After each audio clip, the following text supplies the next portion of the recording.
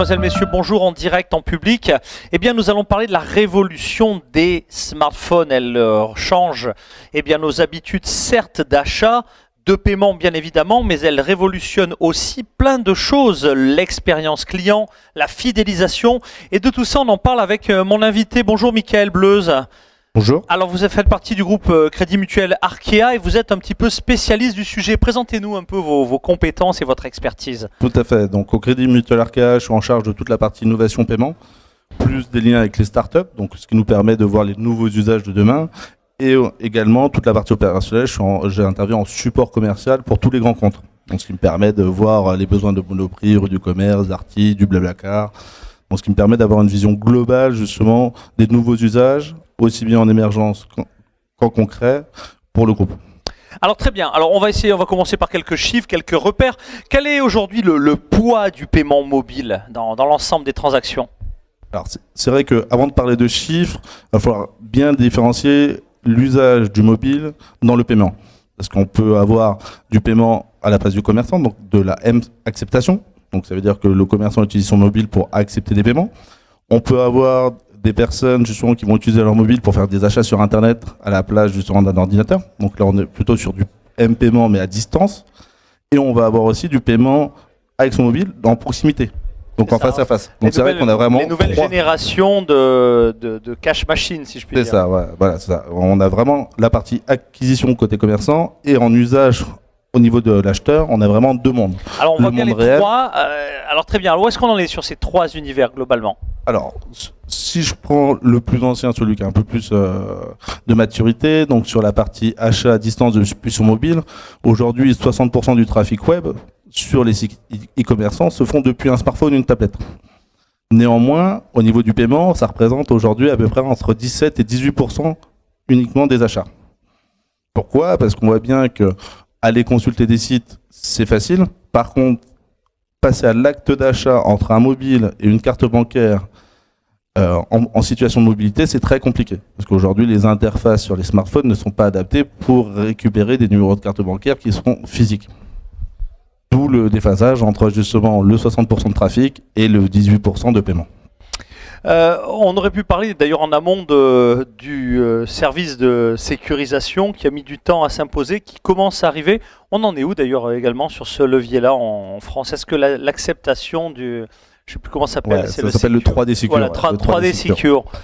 Donc il y a des pays où c'était imposé, donc du jour au lendemain c'était obligatoire, on n'a pas fait ça en France, on en est où? C'est utilisé, utile, pas utile, conseillé, pas conseillé? Monsieur le spécialiste, qu'est-ce que vous faites? Monsieur le spécialiste, c'est toujours pareil quand on rajoute de la sécurité, hein, c'est la gestion du risque. On rajoute de la contrainte, ouais. Voilà, c'est comment je sécurise mon chiffre d'affaires ou je monte mon chiffre d'affaires tout en limitant le risque.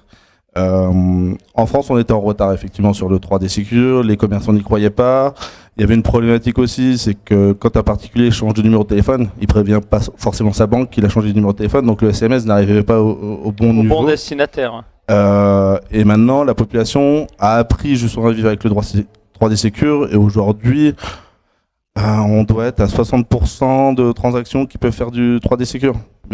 Et pourquoi? C'est parce qu'on a les leaders du e-commerce, donc du voyage SNCF, Air France, qui l'ont mis parce qu'ils avaient énormément de fraude justement sur les transactions. Donc pour garantir leur chiffre d'affaires, ils ont implémenté le 3D Secure, ce qui a permis d'éduquer les utilisateurs. Et maintenant, la plupart des sites le mettent. Mais après, c'est toujours pareil, hein. C'est comme aujourd'hui dans un magasin de proximité, je peux faire des facilités à des clients lorsque je les connais, et des clients que je connais pas, je fais pas de facilité. Voilà. Très bien, donc ça c'est la brique un petit peu maintenant qui commence à être stable sur le marché, le 3D Secure. Revenons aux trois autres leviers que nous évoquions. Ouais. Si je reste juste sur le 3D Secure, c'est stable aujourd'hui sur le marché quand j'achète depuis un ordinateur, parce que du coup je reçois mon SMS sur mon téléphone et je ressaisis sur mon ordinateur le code. Quand je suis sur un smartphone, je suis déjà en train de saisir mon numéro de carte bancaire sur le smartphone, je reçois un SMS, donc je suis obligé de changer d'application, de retenir le code à 8 chiffres et de revenir. Et encore faut-il que la page du site internet soit adaptée pour que je puisse choisir la zone de saisie pour ressaisir la donnée. Ouais, donc ça... voilà, c'est un frein, c'est très bien pour la partie sécuritaire, par contre c'est un frein de l'usage.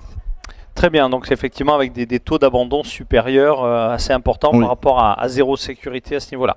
Très bien. Alors, paiement mobile, M-paiement, M-acceptation, les solutions du marché, elles ont été décrites brièvement. Est-ce qu'on a tout dit? On a tout dit. Après, sur le paiement mobile, donc j'utilise mon mobile pour payer dans les grandes surfaces, dans les boulangers et autres. Aujourd'hui, on est à l'aube d'une nouvelle révolution où toutes les nouvelles offres vont arriver justement en fin d'année. Et on ne va pas simplement remplacer une carte par mobile, c'est surtout qu'on va apporter des nouveaux usages, comme l'utilisation de la biométrie pour valider son paiement. Donc là, on va essayer de passer des images. C'est les contraintes du direct, j'essaye, mais je ne vois rien apparaître. Donc je vous laisse peut-être commenter. Ouais. Donc commenter. Donc le but, c'est que je vais sortir mon téléphone qui est dans cette poche-là. Il est toujours quelque part. Et ce qui me permettra en fait de pouvoir faire un paiement sans contact, non limité par montant. C'est du coup, je lance mon application, je m'authentifie avec mon empreinte biométrique et je paye. Voilà, donc c'est l'empreinte biométrique que l'on a sur la plupart maintenant des smartphones. Ça va vraiment servir d'élément sécurisé. Donc ça, c'est vraiment une évolution forte. C'est une évolution forte et surtout, on apporte un nouvel usage. C'est pas simplement remplacer une carte par un mobile, c'est surtout qu'on on a toujours des problématiques à retenir tous les codes que l'on a à gauche à droite. Là, ce qui va permettre justement mon empreinte, je l'ai toujours avec moi. Le mobile, je l'ai toujours avec moi. On a des images que l'on va découvrir à l'antenne. Donc je vous laisse nous les commenter. Donc là, commerce de proximité, donc on est chez une fleuriste. Donc côté commerçant, il n'y a aucun impact. Donc du coup, ça c'est important parce que lorsqu'on sort un nouveau moyen de paiement, il ne faut pas qu'il y ait d'impact côté commerçant. D'accord, donc effectivement, on est en proximité, on accepte simplement en mettant son empreinte digitale et puis c'est terminé. Voilà. Ça veut dire que en fait, on paye en un geste, je m'authentifie et je paye automatiquement. D'accord, ça fait quelque part, parce qu'on a vu arriver des cartes sans contact, etc. Il y avait quand même le frein de on pique la carte et quel frein vous pensez que ça va faire sauter par rapport aux éléments traditionnels? C'est vrai qu'il y a eu des fausses peurs sur le sans contact, parce que n'oublions pas que le porteur est toujours garanti par sa banque s'il y a des achats frauduleuses. Et aujourd'hui, quand on arrivait à intercepter des numéros de carte bancaire en sans contact, finalement, on n'avait que le numéro de carte. Avec un numéro de carte vide, on ne fait pas grand-chose, puisqu'il n'y avait pas le cryptogramme, donc on ne pouvait pas la réutiliser sur Internet. Donc il y a eu beaucoup de fausses histoires, mais bon, ça fait couler pas mal d'encre, et ce qui nous permet encore d'en parler aujourd'hui. Mais du coup, avec le mobile, c'est mon équipement personnel, et en plus, il est authentifié avec l'empreinte biométrique, donc du coup, ce qui permet justement de gérer. Très bien, vous nous avez préparé une autre présentation, alors ça déroule un peu vite, je vais essayer de le relancer dans quelques instants. Alors là, il s'agit de parcours de paiement, et notamment de la solution Paylib, qui est votre solution assez puissante en matière d'expérience d'achat. C'est vrai que tout à l'heure, on parlait de la volumétrie justement sur la partie Paylib. Paylib, ce qu'il faut savoir, c'est une solution intrabancaire qui a été conçue. Alors ça déroule, je vous laisse nous la décrire. Donc on va partir sur le parcours client. Donc aujourd'hui, je suis sur mon site internet, je choisis justement le bouton Paylib. Donc si c'est la première fois que je me connecte, je renseigne mon adresse mail et mon mot de passe. Sinon, je suis déjà connecté via les cookies. Donc j'ai juste à cliquer justement sur mon nom. J'ai une notification qui arrive sur mon mobile. Je choisis ma carte avec laquelle je veux payer. Je valide avec un code de sécurité aujourd'hui, mais demain ça pourra être de la biométrie. Et le paiement est effectué. C'est-à-dire que là, je suis sur mon mobile et j'ai fait un achat sans sortir ma carte bancaire, sans renseigner mes coordonnées de carte. Et pour le commerçant, l'avantage, c'est qu'il y a la garantie de paiement, comme du 3DS. C'est-à-dire que là, du coup, j'ai apporté une facilité dans l'acte de paiement, et en plus, je garantis le paiement. Et là, en termes de volumétrie, c'est pas uniquement la solution du Crédit Mutuel Arcaire. On est 5 banques justement à être dans la joint venture Paylib, donc la BNP, Société Générale, Crédit Agricole, la Banque Postale. Donc on est quand même à 70% du marché de porteurs équipés. Et aujourd'hui, on a la plupart des sites du top 50 qui proposent dès à présent le bouton Paylib.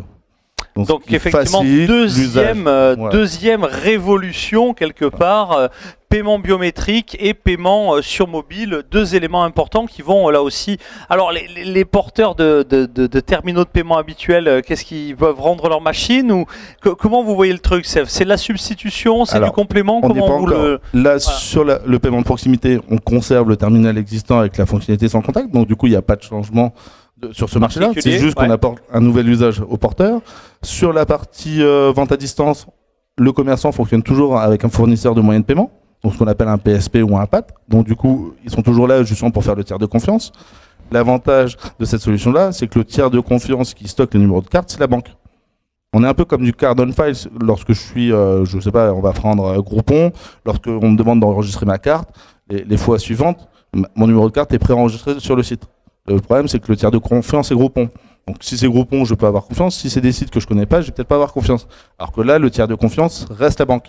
Et le numéro de carte n'est jamais véhiculé à un tiers. Ouais, donc c'est très très clair. Très bien, bon, je pense qu'on est assez clair. Est-ce qu'on aurait oublié de quelque chose en matière d'évolution? Là, c'est assez. J'ai une dernière grande question pour conclure d'ailleurs. Hein. Après, en termes d'évolution, là, on a vu des nouveaux usages. Demain, ça va être vraiment du paiement mobile à mobile. Ça veut dire qu'on va remplacer peut-être les fournisseurs de pages de paiement, les constructeurs, parce que les commerçants ont tous un smartphone, les particuliers ont tous un smartphone, et donc du coup, on rapproche voilà, chacun peut l'authentifier même avec vraiment sur du paiement peer-to-peer que sur du B2C ou du B2B. Donc ça, c'est un des enjeux majeurs à suivre de près avec les enjeux évidemment très importants qui vont avec. En conclusion, que doivent faire les commerçants, les e-commerçants, les acteurs du web pour ne pas passer à côté de cette révolution? Alors, la première chose, c'est de proposer des accès de connexion fluides aux utilisateurs. Il n'y a rien de plus désagréable d'être sur son mobile et de devoir zoomer, dézoomer, aller sur des listes roulantes qui ne s'affichent pas, qu'on est obligé de jouer. On vient une fois, pas deux, quoi. Donc du coup, on est sûr de perdre et on est sûr de ne pas avoir le paiement derrière. D'accord, donc ça c'est effectivement le conseil. Mais écoutez, merci Mickaël, vous êtes avec votre équipe toute l'année en contact avec nos invités, les commerçants, les e-commerçants. Si on veut en savoir plus, une adresse web, une adresse, comment on vous contacte? Ouais, il y a mon contact qui est sur LinkedIn et régulièrement les contacts arrivent par là. Très bien, pour ceux qui êtes avec nous ici même, bien un stand sur lequel vous avez, j'imagine, des démos très opérationnelles sur ces solutions. Pour chacun d'entre vous tout au long de l'année, eh bien les équipes du Crédit Mutuel Arkea, et pour vous qui suivez nos émissions, eh bien les coordonnées sur le site. Merci d'avoir participé à cette émission. Revenez quand vous voulez. À bientôt à l'antenne de Planète e-commerce.